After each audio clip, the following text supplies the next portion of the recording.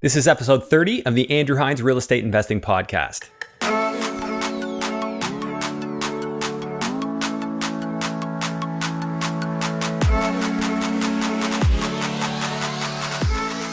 Welcome to episode 30 of the Andrew Hines Real Estate Investing Podcast. Today I have Sav Almeida on the show, and Sav is a Canadian investing in Detroit, Michigan. He's been flipping properties there since 2018. We're just over halfway through 2019 at this point, and he's done 14 transactions since he got started in 2018. So he has been crushing it.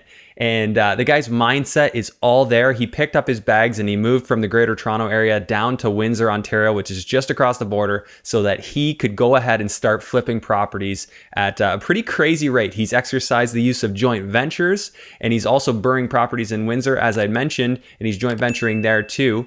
He seems like he's got a lot of irons in the fire, and the big takeaways that I got from his interview were it's all about networking. It's all about getting around different people in the areas you want to invest, learning who they work with, learning what their mindset is, because that stuff's contagious. And if you get around those people long enough, you start to learn what you need to know to do deals. So it was really inspiring to interview Sav. It was a really fun interview, and I'm genuinely curious. I'm going to take Sav up in his offer, and I'm going to head on down to Windsor to meet up with him, and we're going to head over to Detroit to look at some properties. So I'm really looking forward to that, and I hope you're really looking forward to this interview.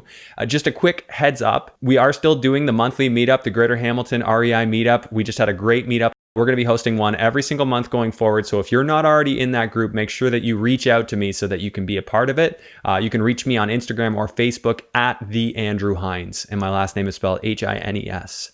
So without further ado, here is episode 30 with Sav Almeida. Hello and welcome to the Andrew Hines Real Estate Investing Podcast. I have Sav Almeida. Did I do it right? Yep, that's it. That's probably the first time in the last 5 that I've said it right first try. So I'll give myself a pat on the back. So Sav, first off, thanks for coming on the show. Hey, you know what? Let me give you some gratitude back because I really appreciate what you're doing.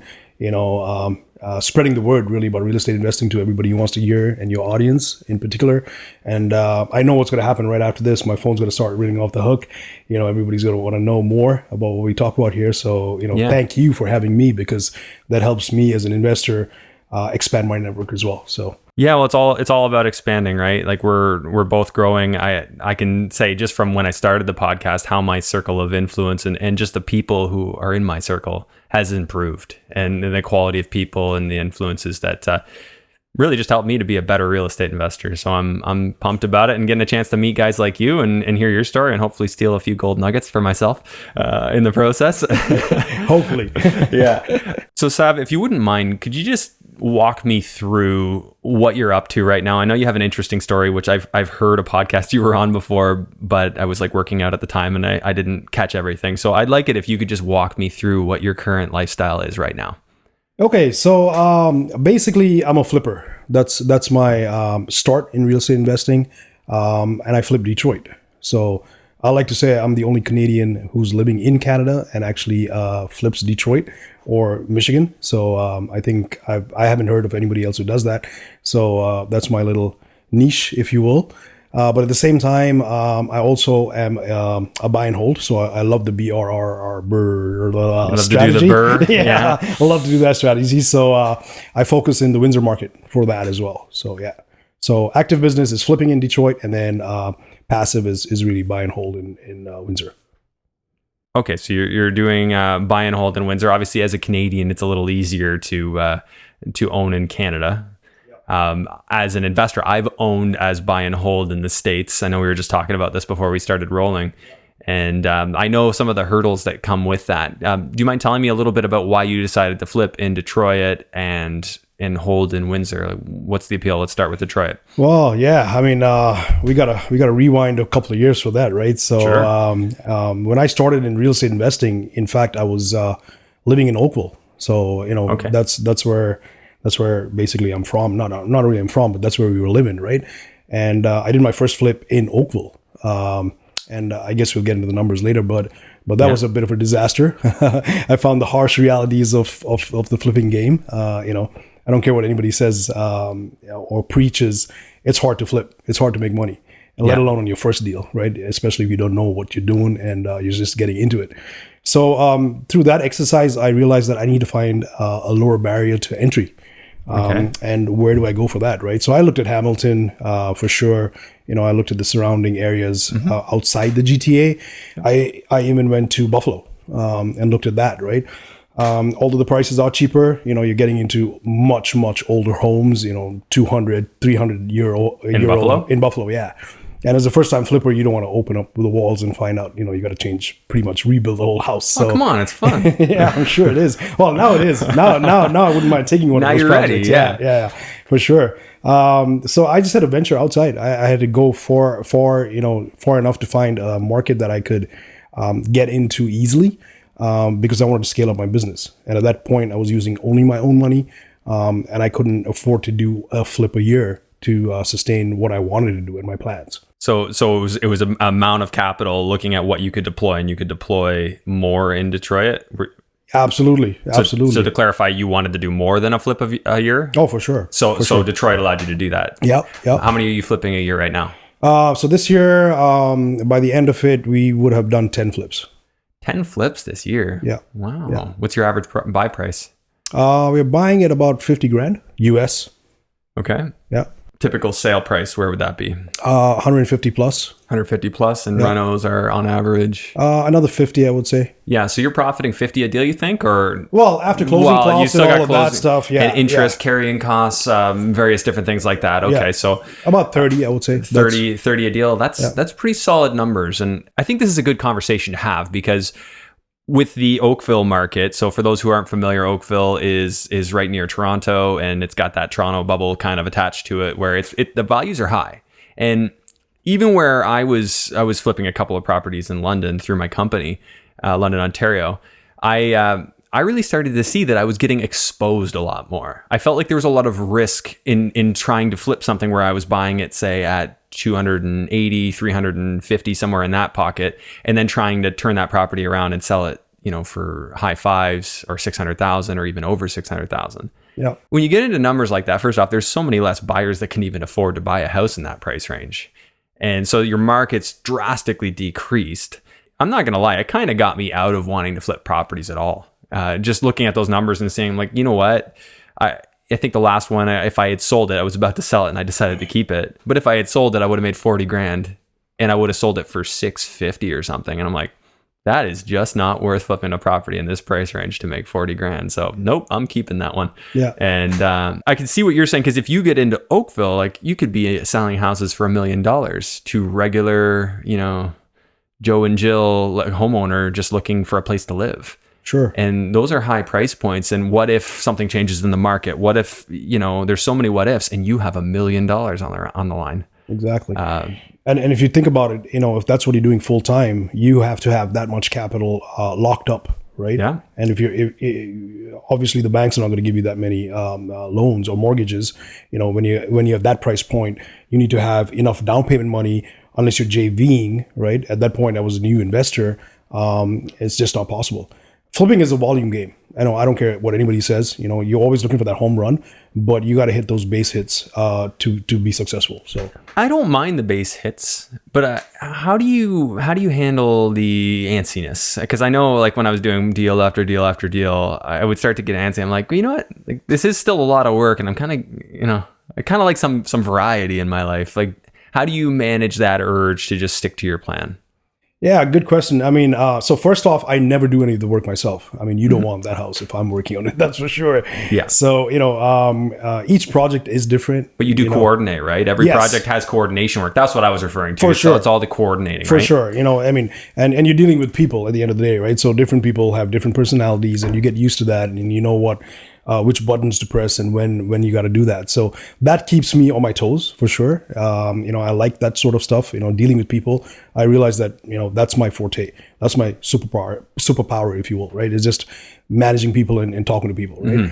Mm-hmm. So yeah, definitely, there's a lot of stress behind it, while the project is going on, while the house is listed, as you said, right? If it doesn't sell and staying on the market for a month or even a few months, what do you do, right? So I take each project differently. Every one of them is my baby, if you will. I love certain things about certain projects. I don't like certain things about other projects, and that just keeps it interesting for me. So do you use these as an opportunity to be creative? For sure. I think right now, so, I'm relatively, I still want to say I'm relatively new to this. I've been doing it for a couple of years. And when I first started, of course, the temptation is to go all out, right? You see the HGTV programs and you see the sort of stuff that they do coming out from Oakville. It's very, very nice houses with very, very nice finishes, right? And a lot of custom made stuff, right? So you want to go and do all of that. But when you're flipping, I wouldn't say it's not allowed, but if your cost base is allowing for it, then by all means. So I had to stop that really. I had to pull myself back after the first flip because I think I went all out. In Detroit, you went all out? No, well, in Oakville. Oh, in Oakville, right? Yeah. And I learned from my mistake to say that, okay, clean, safe, and dry. That's what I'm looking for. That's what most people are looking for in a house, right? So I had to pull myself back. But I'm coming to that point now where I know I have systems in place, right? I have processes in place that allows me to do a little bit different than most people do. So I understand what the market wants in Detroit, and then I can do something a little bit more and above that. Now, what would be your typical house? Walk me through what you see as a good deal to buy, what you have as a vision to do to it, and who you're trying to sell it to at the end. Yeah. Okay. So for sure, your market research is the most important process or time you should spend, definitely before you even make an offer on the house. So like most of us do, I really focus on submarkets. I don't go in Detroit as a whole or Michigan as a whole. So there's certain pockets in the city that I will work in, certain pockets I won't work in, right? Now, just explain that a little bit more. Submarkets, how do you mean? Like, what's an example of a pocket? I mean, I guess you don't want to go on 8 Mile Road. Is that the one that you're trying to avoid? Yeah, well, close enough, yeah. So I work in Bagley, for example, Bagley district. Why I like that is because you have these old Victorian brick homes, right? So one of the criteria for me is I won't touch it. I won't touch a home if it's a frame. I just don't find the value in that. The resale is not as lucrative as a brick home. You mean like, so brick home, mean brick walls and the joists are right into the brick. Correct. Like all the ceiling joists go right into the brick. So everything is supported by brick. You still have wood frame walls on the interior, but yes. But then you have homes which are basically frame homes, right? So they're wood stick frame, and then you have vinyl siding and whatever. Yeah. So I don't find the value in that. The neighborhoods where I like to work and the prices that we talked about, the 150 plus, usually you're looking at these brick homes, right? But what really attracted me to the Bagley district, for example, is the days on market. So the average days on market in that area is about 20 days. Which for the end selling price? Exactly. I love the that. end user, yeah. You're going down the exact rabbit hole I want to go down. Okay. The days on market, that's such an important statistic. Like I would think about that so much when I was doing a property is how long do I expect to hold on to this? Because carrying costs, especially when you borrow private money, which I've done plenty of, it costs so much money to carry a property for an extra month.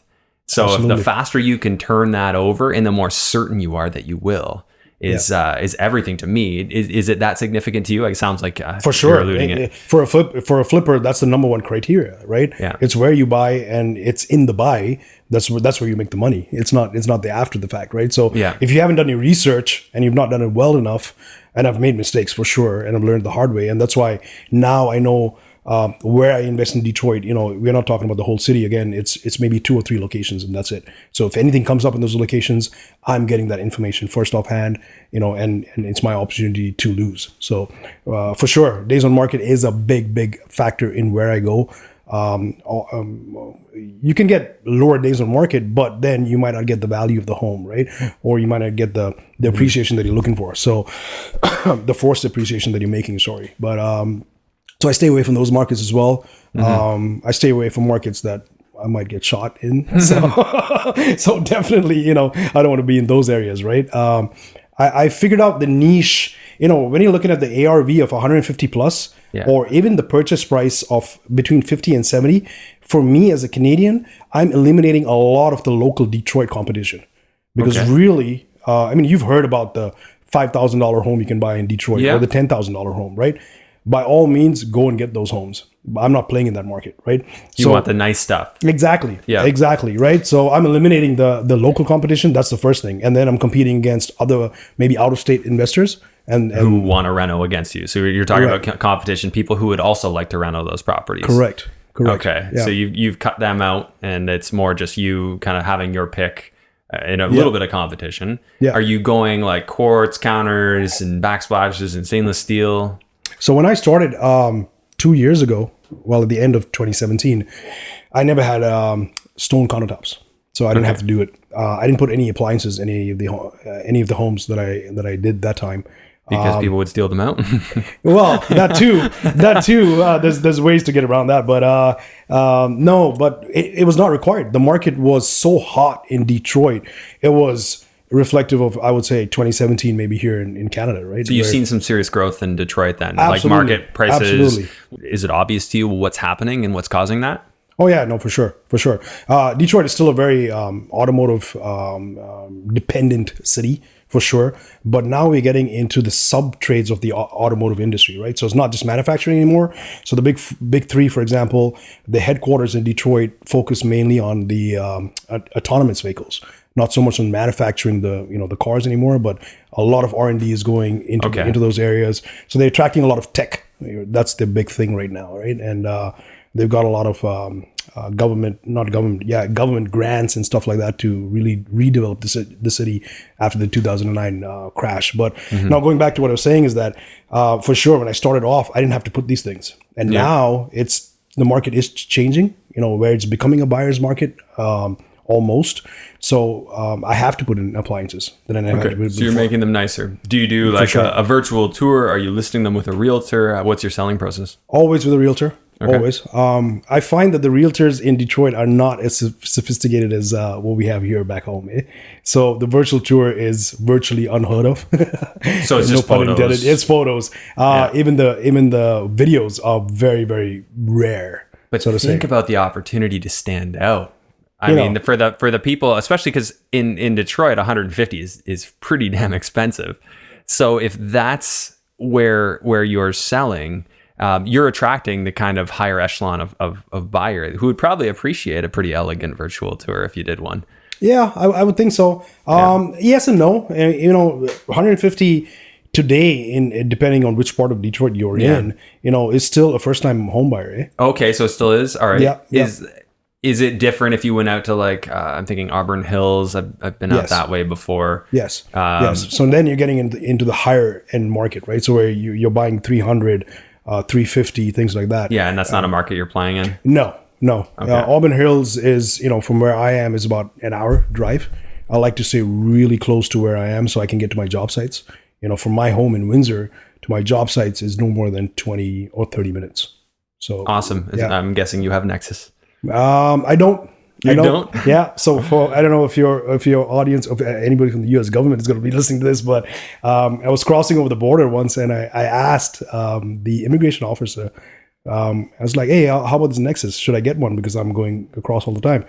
And he responded back to me. He's like, "If you want the U.S. government to know exactly where you are and what you're doing, go for it." Yeah. I was like, "What do you mean?" He's like, "Yeah, because you get this little card, this Nexus card, which is in your wallet." And apparently in big box stores like Home Depot or Walmart, they have these sensors that nobody knows about. Yeah. So they can actually track you and they know that you've been to that Walmart and whatnot. Yeah, you're being tracked anyway. I've come to the piece.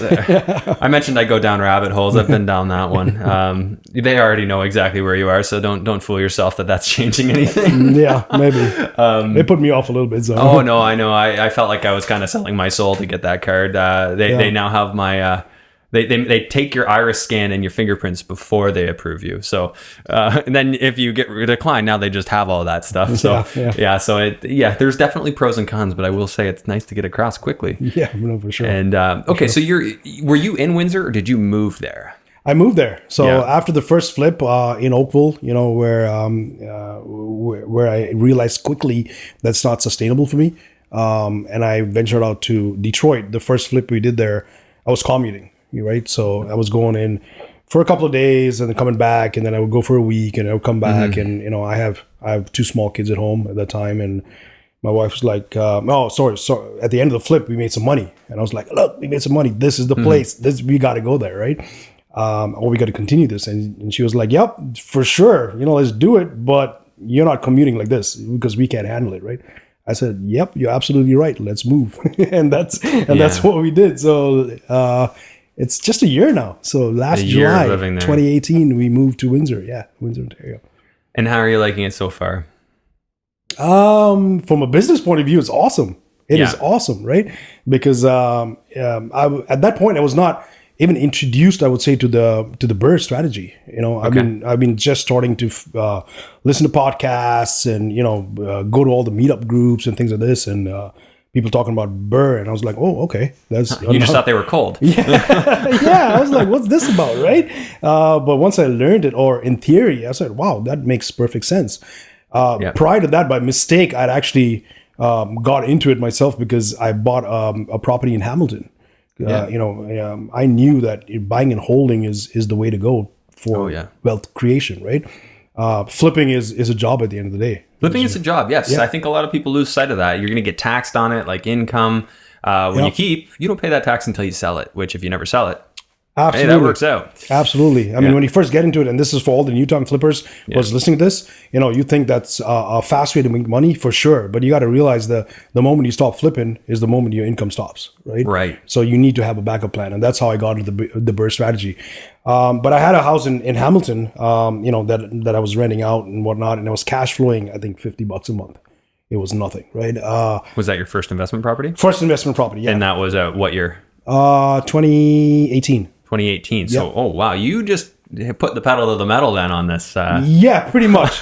Pretty much. Once I got into it, I go in all deep, right? So how many properties are you at for keepers now? I got 5. 5. Yeah. Okay, so 5 keepers in Windsor. 4 in Windsor, 1 in Hamilton. So the one in Hamilton, you've got that. And are you focused on student rentals or family rentals in Windsor? So family rentals that I'm converting into duplexes. So I'm doing the legal conversion process there. I'm in the middle of one right now. I had bought a couple that were already legally duplexed, and then one which was illegal. I bought it with the intention of legalizing it, but I rented the thing out in like a week. So I was like, okay, we'll wait till they shut me down. Yeah, I'll just wait now. If that was your plan, you might as well just wait. Yeah, for sure. You know it's coming and it was in your plan, but you can wait. Yeah. I mean, the cash flow numbers are just ridiculous. I've heard that, and it almost makes it seem like, oh man, I would go to Windsor. It's just the commute. Like I've done that drive. Yeah. And my God, I don't know how you do it. Well, it's not too bad, eh? 3 hours? It's not too bad. I suppose you got my podcast to kill. I heard you as you pulled up listening to the podcast. There you go.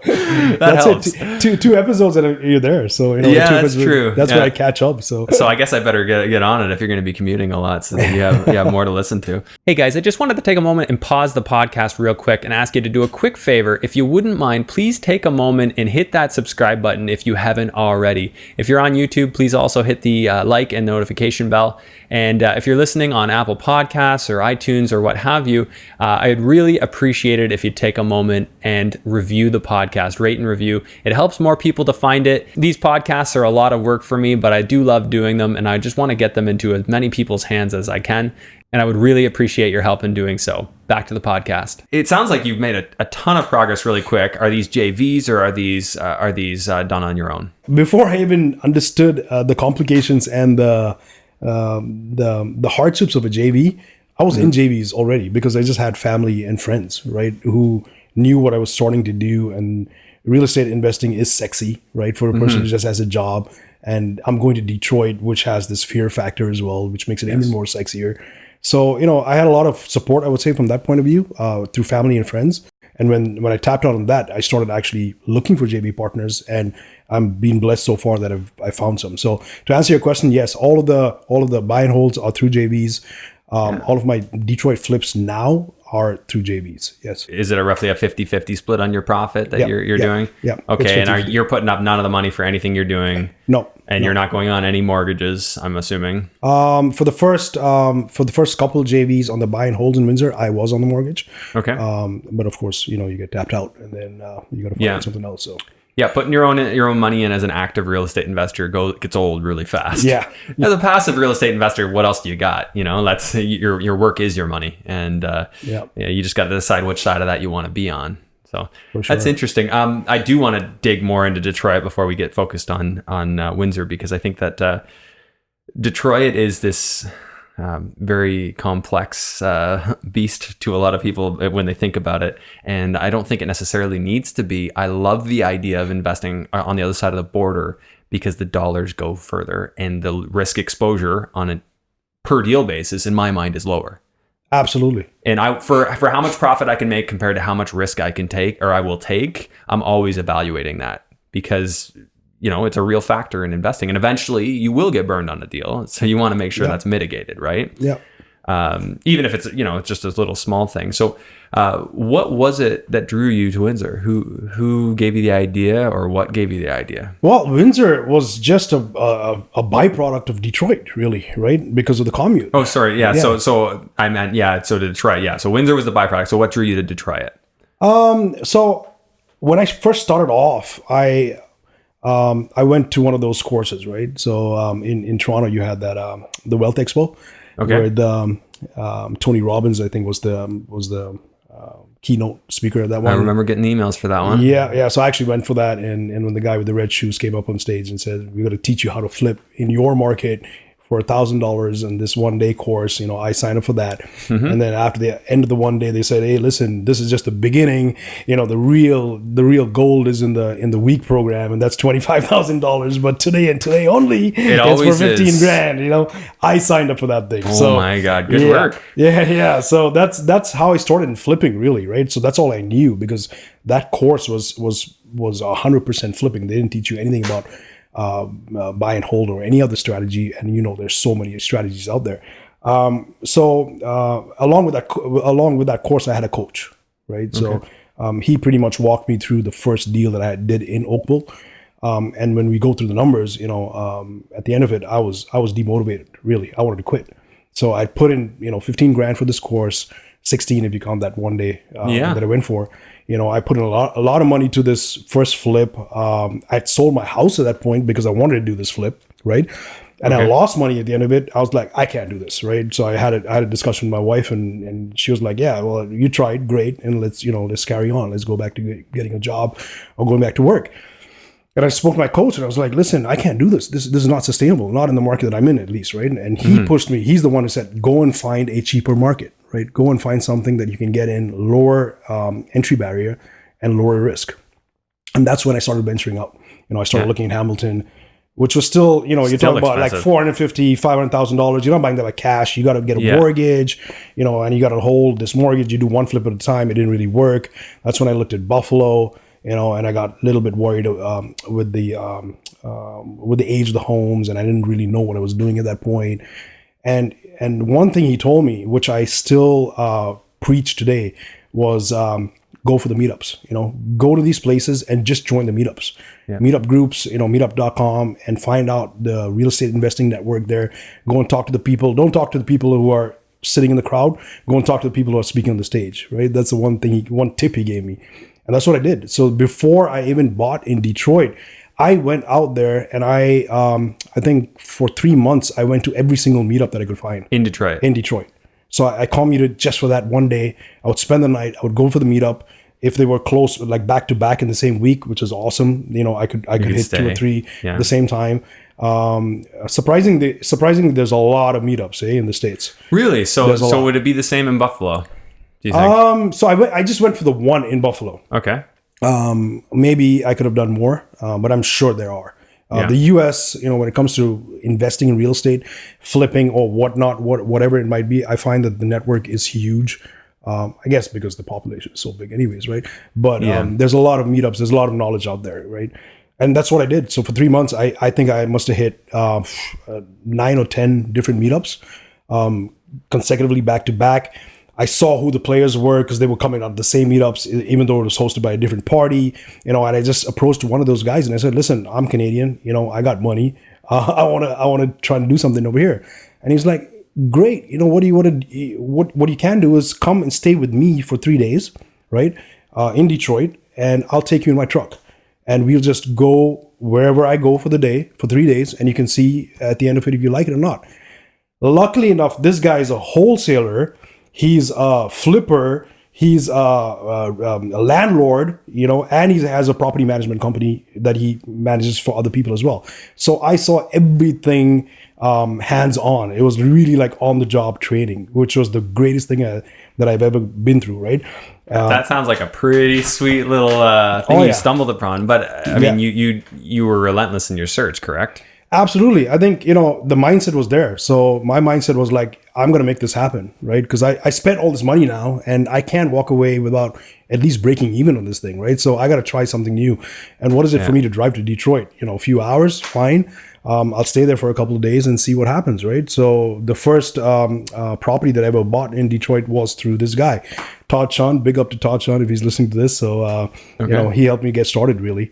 And the rest is history. So well, it makes a lot of sense why he would help you, because you're going to be a customer for him. Now, I think pretty that what an incredible business model for him to be willing to do such a thing. I mean, he must have seen something in you to know that you'd be back and you'd make it worth his while. Oh yeah, I think I bought 3 other homes from him. He's come out to my meetup in Windsor now, and I believe he's got more clients from that as well. So you got a meetup in Windsor? Yeah.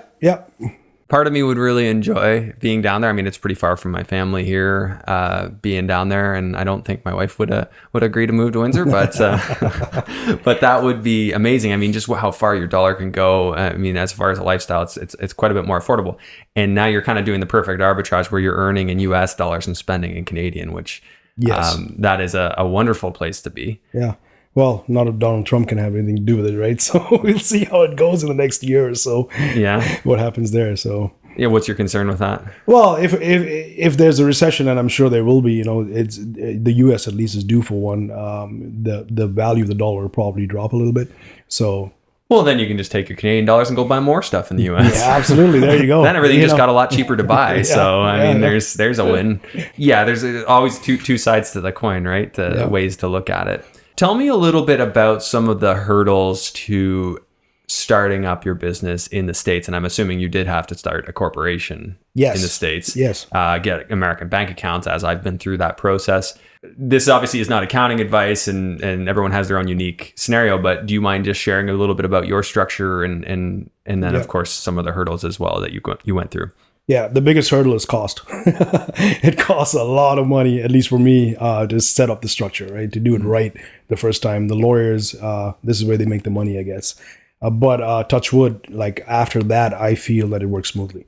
So yeah. What kind of setup costs, like for the incorporating, all the resolutions, all that stuff? That included, I would say that's the normal cost. But to get a map of the whole structure, of the legal structure, whether it be holding companies versus limited partnerships, LLCs, and how you funnel the money cross-border, right?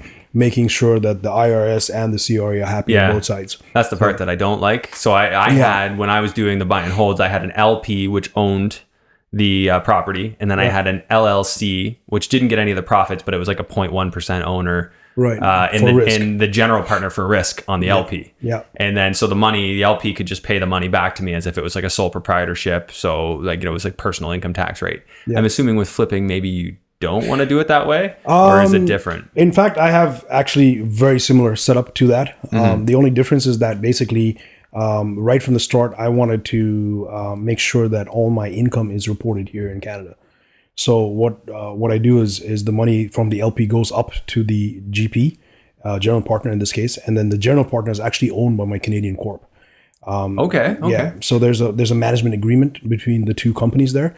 Well, there's multiple purposes for that, right? So the first thing is that I can actually move the money from the US to Canada using this management agreement, leaving behind, I think in my case it's 5% of the profits. Is that like a withholding, American withholding, or? Yeah.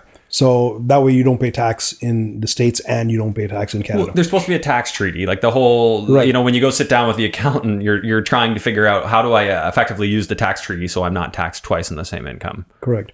In my case, I had to do this way is because this is my full-time business. So at this point, when you have to apply for a business visa, you have to show the fact that you are running a business there and why you as an individual have to be there, right? My general partner, my general partnership is owned by my Canadian company for this reason. So I'm bringing expertise that you can't find locally, or my company can't find locally in Detroit, Michigan, to do the work that I do. So yeah, but you're not doing physical hands-on work. You're just doing the coordination, which I think they shouldn't have a problem with. Well, yeah, you talk to ICE, right? So the moment you start generating revenue. Yeah, because you're actually working in the States, which I know they're not super keen on. No. Yeah, it's one thing if you own properties there that you manage from afar. Correct. But another thing when you're there every day. Correct. So I limit the amount of times that I do cross the border, and once my application for the business visa is in, it's even less so, because then they can see everything in the system, right? As you said, they know exactly what you're doing over there, so you don't want to raise red flags unnecessarily. So at this point, I actually, going back to systems and processes, I actually have a project manager. So I communicate everything through WhatsApp, video calls, photos, live chat, or whatever it is. The technology today is just awesome, right? So you can actually do the work without actually being there. So yeah, that's more my style. Like, I'm honestly not a site guy. I mean, I've been there, done that, kind of over that, because of the amount of stress and just like running around just felt like it was draining me. And I know you're still early in this, but when I was doing it for several years, it really just got to a point where I was not enjoying that part of the process. So I've hired and I've used effectively, site supervisors and things like that. And I've had them hired through my company. And you just have to do more volume to justify it, right? When you're doing stuff like that, you just got to do more volume. Absolutely. I mean, if you want to do this full time and you want to get serious about it, then that's the only way. It's like JVing again, right? Yeah. So at one point you run out of capital, you have to find a partner. In the same sense, if you're doing 10 flips a year, and I'm not by any means saying that's big, right? But if I want to grow that, I can't be in 10 places at the same time. So how many flips have you done to date, including the ones that are in process? 2018, I just did 3 flips in Detroit. So I'm on my 7th flip this year. Okay, so you've done process. 10 and you're on pace for 10 this year, so that would put you at 13 by the end of the year. Yeah, something like that. Plus you've got your 5 rental properties. Yeah. 4 of which happened in the last year. Yeah, pretty much. So what will that puts you at 14 deals in the last 12 months or so. Something like that, yeah. That is aggressive, and that is awesome. I like to hear stuff like that. Thank you. I still feel that it's not enough. I hear guys doing 30 flips a year. I mean, Sean Allen. Yeah. I was about to, you're going to say Sean Allen. Yeah. I was actually talking to Stefan Arnio at one of the meetups, and he's like 10 flips. I was like, yeah. He's like, you should be doing 30 at least. And I was like, yeah, no thanks. At this point, I'm good. There is a working up to it involved there. So on that topic, I know Stefan is a coach for many people. What you don't have to share the name, but where did you find your coach? Which one? Well, you had mentioned the one that you had met. When I first started. Yeah. When I first started, so they were part of that program through the Wealth Expo. I think the guys originally were flipping Boston, so it was a U.S. based company. And I just got the coach through that program. So that coach was based in the U.S. Okay. But you know what? I've heard a lot about this. I mean, you have the experience as well of investing in the U.S. And they say, oh, it's everything's U.S. It's not really Canadian. It doesn't apply to us. Mm-hmm. I don't really find that that's the case. Investing is investing, right? So there might be some nuances that make a difference, but you can do it. The fundamentals are the same. The rules are slightly worded different in most cases, and usually the same, but they're just a slightly different process. Yeah. So not to minimize our conversation about working as a Canadian in the States, because I think that's important, and that's probably a pretty big concern for a lot of people who would even think about this. They'd think, wow, that's a hassle. I think that because I dealt with it, and I wasn't active in the States. I was managing from afar.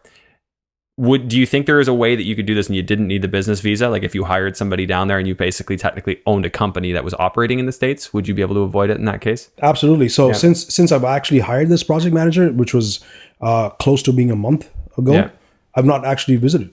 So I haven't crossed the border in a month because and that's the perfect scenario, right? Now, when it comes to, so that project, in my situation, that project manager so far has just been on the active projects. Yeah. Now, when there's a new deal that comes in, or potential new deal, looking at, through my eyes, we'll have to test that out. Yeah. Okay. So I think that makes total sense. I would still go see any property I bought until I get somebody down there that I trust enough. And if I trusted that person enough, I would buy sight unseen. And I've done that with relationships of people who I've trusted. Yeah. That's awesome. Yeah, I've made a mistake there. I've trusted the wrong person, but you know what? Having that trust for people has allowed me to grow. You know what? And you know what? I mean, I think you said it. You got to go through the numbers, right? So it's like contractors. You're not going to hit that home run contractor right from the start. Yeah. And even if you do, chances are that person's not going to stay with you forever anyway. So, you got to go through the numbers. So it's similar to everything else. Yeah, definitely trial and error. I think volume speaks very loudly to contractors. If you're doing volume of work and you're giving them consistent work, you make their life easier. Because I know from a contractor standpoint, because I've done selling to people and I've quoted jobs to people on different things through my many entrepreneurial endeavors. And I know how annoying it is when people don't go with you or they shop you for price or anything like that. So if you have somebody who you just have an agreement, hey, you keep your price the same and you can keep working for me. Like that's been my agreement with guys. And I try and say, and, especially starting out, you know what, as long as you don't change your pricing on me, I don't have to tender you out. I don't have to go get multiple quotes. I'll just stick with you. That will keep it real easy. The second that the price starts changing, then, now I have to start looking elsewhere. And that's allowed me to grow. When I was doing a lot in London, things just got so much easier. As I scaled, it got so much easier because everybody just wanted the business. Yeah. Setting processes and systems in place. I mean, you hear a lot about it in any podcast, any coaching session, whatever. And when I first started, I was like, what the hell are you talking about? Right. It's more, this is more important. Like the personal touch, the personal conversation is more important. But the more I look at it now as I'm growing, once the process is in place, there's no question anymore. The guy knows exactly which bathroom fixtures that I like, right? So he doesn't ask me anymore. He just goes buys it from Home Depot, right? And we do a phone sale, stuff like that, or the tile that we use, or the way we want to lay the tile on the floor, and so on and so forth. So, well, and eventually you can give. I have employees. My employee has a credit card because I got really tired of reimbursing his. Yeah. So he has a credit card with I think I gave him a $1,500 limit. If I have to get him to buy something bigger than that, I'll basically tell him when you're at the store, just call me, and then I'll just go on my phone and transfer the money. It's just a hedge. It's not that I think he would do anything with it, but I just like to mitigate that. And then as trust grows, you can kind of extend that further. I can't see the light at the end of the tunnel for Detroit, though. You don't trust them with a credit card?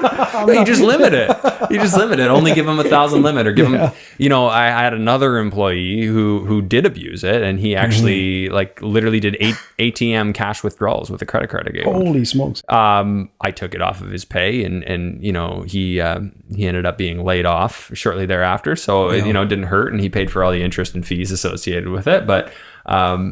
It is a risk you take, but I think it's a risk that's worth taking for growth, as long as you're smart about it, in my opinion.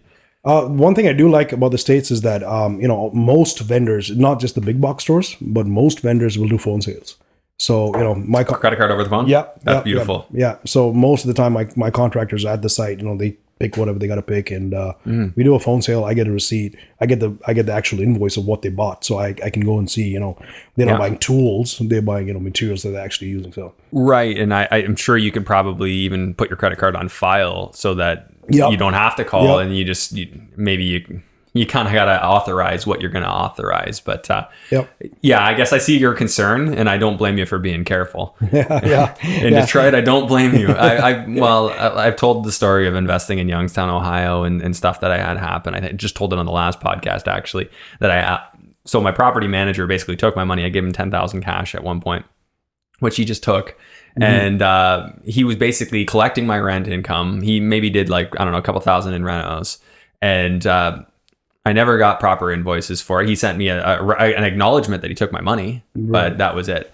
And he started collecting my rent, got a tenant in there, never remitted the rent to me, never did anything. And then eventually the tenant destroyed the place and left. He didn't even know. Water flooded the whole place. It moisture spread. Fan blades were literally sagging. They actually arced. They were wooden fan blades, and there was so much moisture that they actually started sagging. Holy smokes! It was like mold up the walls, and it was literally a scenario. I had a discussion with the same property manager. He's like, "Yeah, it's gonna be pretty expensive to fix. In fact, even if you wanted somebody to take that, you might have to pay them." I'd have to pay to get rid of it. Holy smokes. Like basically pay to either have it demolished and all the debris taken away, 10, 15 grand.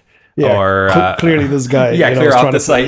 He's trying to pull the I was fortunate enough that I actually could just give the property away. I ended up working that out, but I say fortunate. So I have made mistakes and bad decisions, and this is why being careful and having good mentors, which it seems like you did, you got yourself around a wholesaler, you got yourself around people that were winning in that business specifically. And I can't stress how important that is enough. Like how that's been important to me in my successes is that I was literally pretty much copying people to a T, and then just eventually innovating it a little bit. As I got better with it, I'd start, changing the model up a bit, but little bite-sized changes. No, for sure. I want to add to that. That's probably a house I would buy in Detroit. The moldy, yeah, so for sure, yeah. But going back to what you were saying about mentors, I think I paid that $16,000 course or whatever. Yeah. But 2 years down the road, I can openly say that I didn't learn anything from that course that I haven't heard from either a podcast or a networking group or a meetup that I've been to. Right, just talking to other investors who are doing it, who are actually in the field doing things, right? And not to say that those courses are not important. For sure, training, self-development is important, but for the newbie investor, there's so much free stuff out there. There's no excuse, right? And that's why I may be in Windsor, but I come out to all the meetups that I can possibly. It's the best thing you can do. It's the best thing you can do. Like, think about it. I can't tell you how many inquiries I get from people who like, oh, I'd love to buy a coffee, or I'd like to do this. I'm like, you need to get out to the meetup. You don't understand how many people ask me for that. I just can't do that for everybody who asks. Yeah. But when they come out to the meetup, okay, eventually I start to know these people, and I actually start to feel like they're part of my family. Like I know you, how's Scott doing? I've had multiple of them on the podcast because I've learned a bit about them, and I'm like, you got a good story. Let's get you on the podcast and let's hear it. And these people, through constant listening to the podcast, they learn what I know, and I'm not saying I know everything, but they also learn everything that all my guests are saying, and they start to hear it over and over again in a slightly different way. And that's how it sinks in, right? You've heard the same thing over and over again. You've engaged, and then you go to the meetups and you start rehashing what you've learned with other investors. Oh, I heard this on the podcast. I heard this on, from another investor. Yeah. What do you think of that? And then you start analyzing these things in your head, and before you know it, it feels like it's your own knowledge. It feels like you're ready to implement it. Yeah.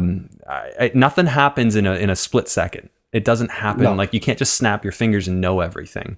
You got to just admit that you don't know anything or don't know everything. And, which I've had to do many times in my life, and just submit and go learn it. Do what you need to do.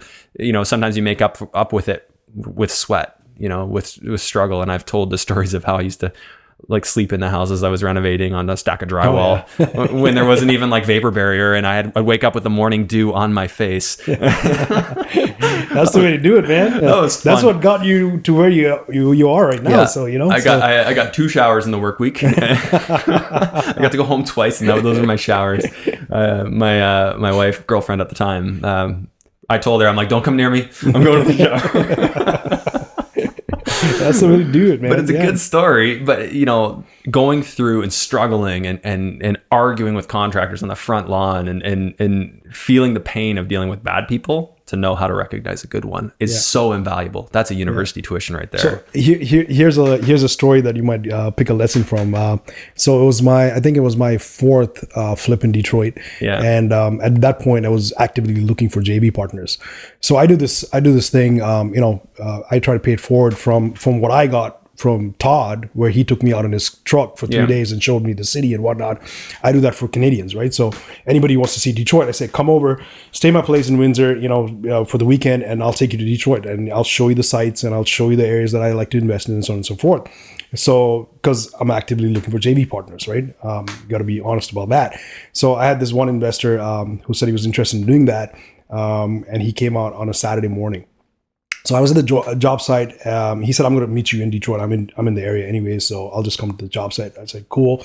He comes up. At that point, I'd only spoken to him on the phone. I haven't met the guy, and he came out with his family, and he pulls up in a Tesla, right, in Detroit. And it's the, what is it? I don't even know the model. The Model X? Or the Model 3? The 4-wheel drive is the X. Oh, is Is that? Oh, they're all 4-wheel. But no, the X, the SUV type. Oh, that's the X. That's sorry, X. I was thinking the Model S, but yeah, Model X is the SUV. Yeah. Right. So the Model X, right? And I was like, oh my God, I could see this coming from the, down the street, right? I was like, don't pull up to this house in this car, right? And sure enough, this is the guy. And we're like, oh, hey, how's it going? Da, da, da. And he opens the doors and obviously, it wings up like this. And my contractor from the inside is like, Unc, and Unc is his uncle, basically. So uncle is the painter. You got to come and see this. So he peeks out the window. He's like, oh my God, that's not a car. That's a plane. They've never seen a Model X before, right? Oh, man. Anyway, so we do the tour of the house and whatnot and so on and so forth. Everybody's coming downstairs. Like the whole neighborhood is checking out this car, right? While all of this stuff is going on. I'm like, two things are going to happen. One, my rates are going to go up as soon as this guy leaves. Two, this house is going to get robbed, right? Because now everybody knows there's some money in here. And sure enough, as soon as we drive off, the next day my contractor sends me a message. I didn't really invoice you for the lights that I put in the other place. Now, this guy's been working with me for the last 4 houses. Yeah. He never charged me for that sort of stuff, right? So all of a sudden I got an extra bill for I think it was $1,000 or something like that. And it's like, yeah, I'm not ever bringing my investors to the site again in their cars, right? I'm just going to drive them up there in my rickety old car. Yeah, that's a sticky topic. I bought a used Audi and it was like $20,000. It looks nice. And, but it's a used car. And, meanwhile, my guy that works for me had like a $44,000 truck he was driving in. He's like, oh, look at that fancy car. I'm like, yeah, it cost half what yours did. Yeah. But the entitlement thing and the people getting really comfortable is a real thing. And I try not to let it get me angry. Because it is them sort of taking advantage or seeing an inch and taking a mile, like saying, oh, well, yeah, I could bill you a bit more. It turns out I don't need to give you such a great deal. Yeah. I think it is absolutely necessary to be vigilant on people if they change their prices even a dime. You can be reasonable, but you ask almost every time, unless it's a reasonable increase that you understand. You're like, okay, well, things have changed. Yeah. But I think it's very important to be in tune with the market and what would I pay elsewhere. But maybe also have a second car. I have a beat up 1998 Dodge Ram, and just a couple of times I took it over to a tenant's house because I did not want an instance where they would see my car and think that oh well, this guy is just a rich beep hole, and basically think different things, act differently, and it would maybe cause problems. I know it's a sad and unfortunate reality, but I do think it is a reality for some. Not for all, but for some. No, for sure. I mean, across the border, if you're looking in, cities like Detroit that has been through rough times, we got to call that a spade, right? And then they're coming out of that for sure. When you see these nice cars. So I'm very vigilant of what I wear when I go there, right? So I'm not wearing jewelry, for example, or I'm not driving. I have 2 cars as well. I have, a your Detroit car. Yeah, my Detroit car and my Canadian car, right? That's exactly it, right? Yeah. So, people tell me like, how do you go there? It's crazy. You don't want to go to a certain street and get shot and whatnot. There's simple rules that you follow, right? Like just don't stand out. If you don't stand out, you'll be absolutely. Fine. Or you don't, fill gas in the city because you just attract attention no matter who you are because there's bums everywhere. So in the city, like downtown core, never fill gas because you pull up, there's going to be somebody coming up to you and talking to you and trying to, find out what you're doing and whatnot. And you just don't want to have that kind of attention, right? So, yeah, that's a good lesson. Yeah. I've stopped for gas in the Detroit area and acknowledged the bulletproof glass on the door and then they wouldn't open it. And I'm like, I don't feel particularly safe here. Yep. No, for sure. Yeah. Don't fill gas in the city in the downtown core. Don't go to any kind of what we call like a handy mart or something like that. Even if you got to pick up gum or something like that. Not in the downtown core. Stores. No convenience stores. No just liquor in the core. stores. So if you can get out of the core, and I'm not that familiar with Detroit to know what you consider core or not. I mean, but what about where the Comerica Park and like where the Lions play and all that? Don't do it down there. I wouldn't do it. No, unless there's a game going on and there's a lot of people around, then that's fine. Yeah, but, that'd be the only time I'd be down there personally. Yeah, no, for sure, yeah. So simple stuff like that, right? So don't stand out. I think that's the the right thing or the Don't right way to say stand that. out. Yes, I can definitely say that makes a ton of sense to me. And I'm going to keep that red pickup truck. It looks really crappy and rusty, and it's perfect. I would love to just kind of stay focused on the American element here, because honestly, I've had some American guests, and I truly do state and feel that this is an international podcast. So the Detroit conversation, I think that's probably going to resonate with a lot of people.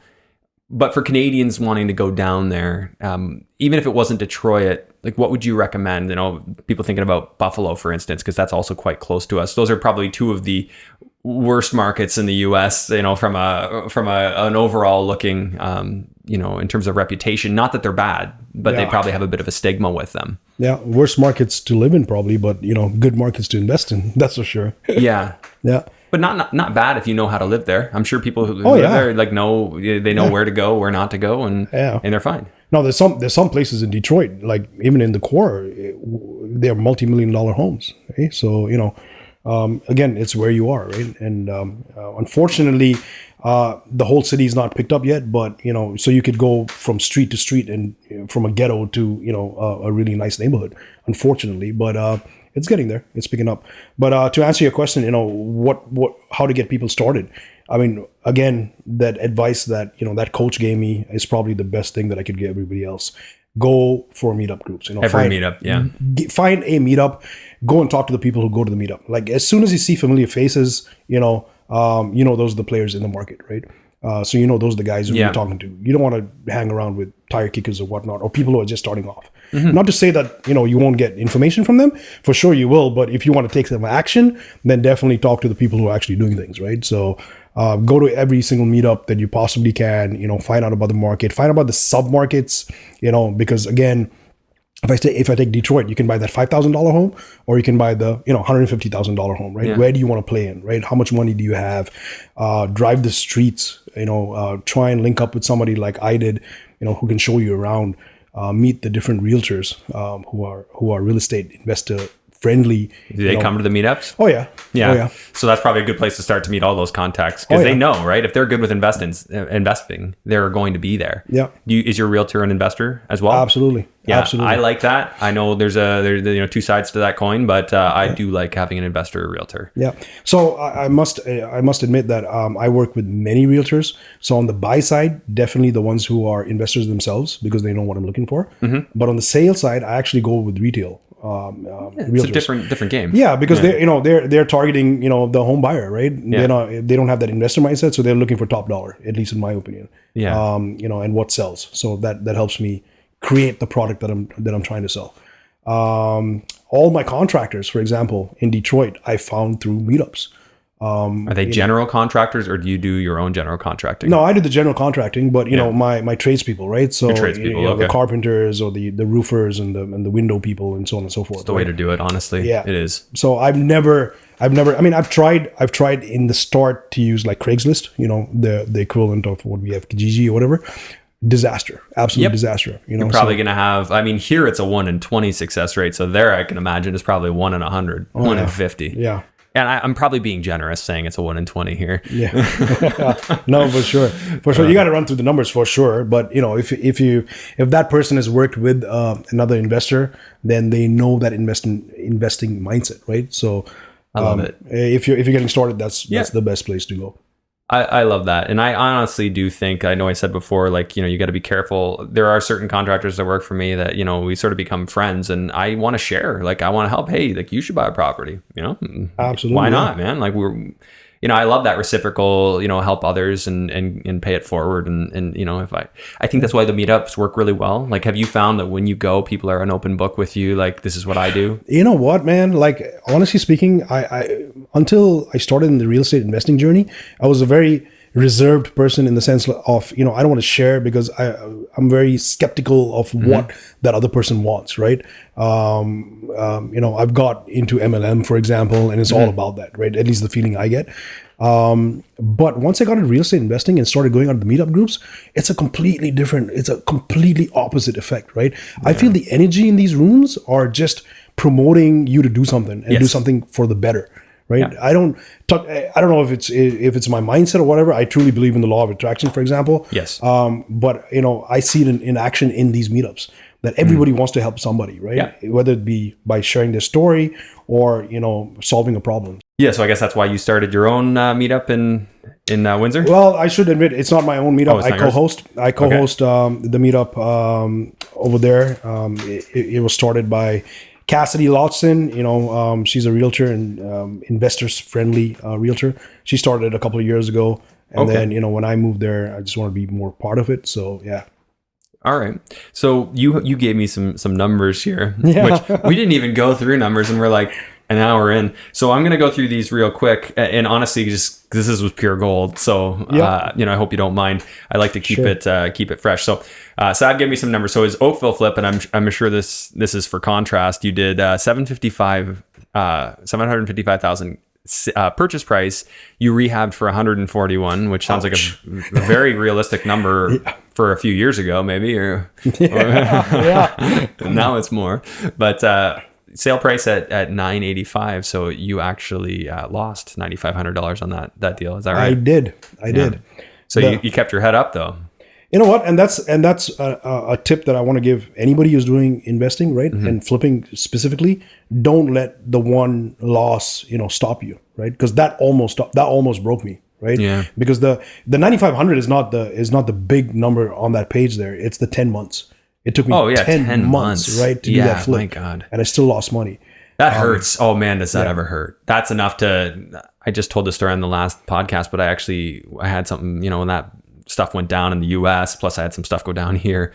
It got me out of the game more or less for about 2 years, I was just hurt, dog with a tail between the legs, It took a while before I still had real estate, but I wasn't actively trying to get more. Right. And I had to get a good slap in the face basically to realize, hey, kudos to you. What was I doing? Just so continue, man. And that's important, right? You got to keep going. So we've both been burned, and we kept our heads up and had people around us that helped us probably. Absolutely. I did a ton. Like people helped me, friends that were just crushing it in real estate. And I'm like, what am I doing?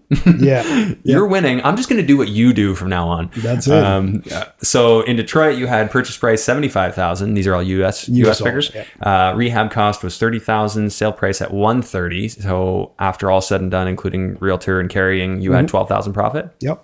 Was that split between?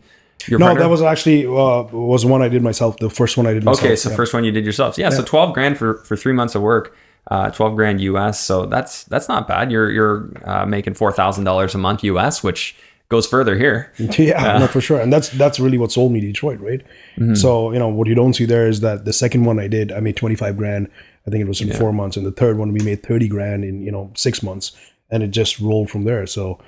You got to learn, and you got to take the baby steps for sure, and got to take the punches. But the more you fall, the faster you get up and you go at it again, right? So, one thing we didn't talk about that I spent 15 years of my career in the corporate world, and my family, once I started doing this, after the first day they asked me, they said, "Listen, if you had the chance to go back and do what you did before, because I was making pretty good money."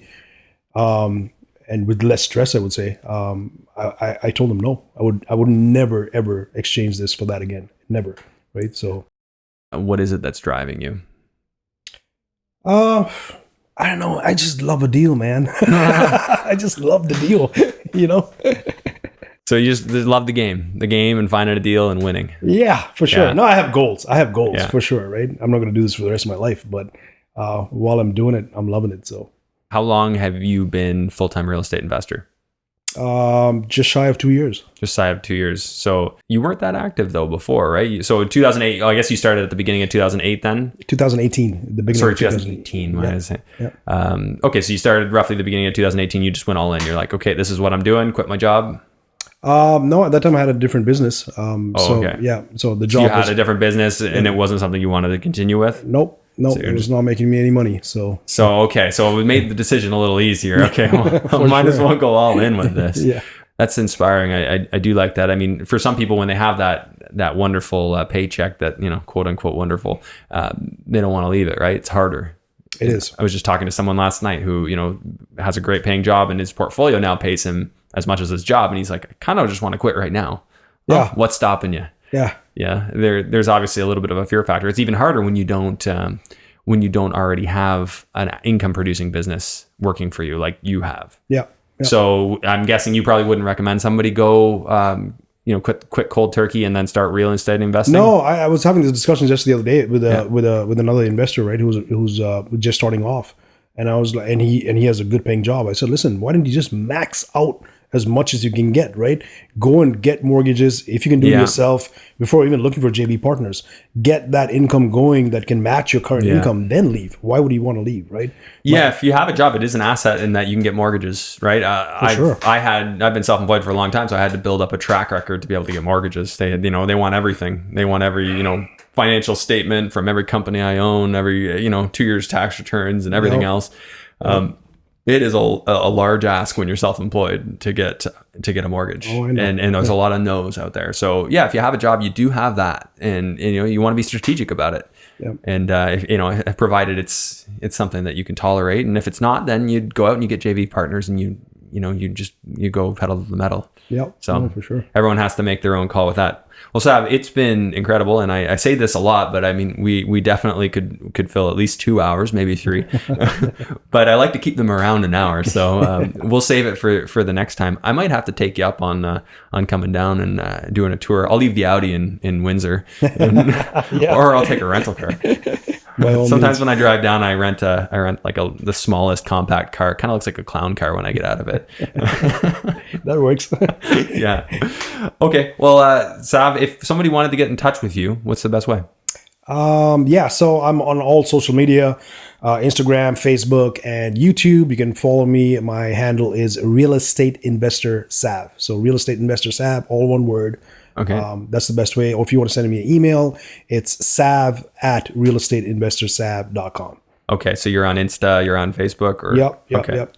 Perfect. Yeah. So people can get a hold of you there and maybe learn a little bit more about what you do. It sounds interesting. It sounds fun, actually. Yep. I'm glad you enjoyed. I'm a little jealous. I want to get down there and flip some properties in Detroit. Maybe Buffalo. That's closer for me. But okay. So what's favorite thing to do outside of all this real estate stuff? Ooh.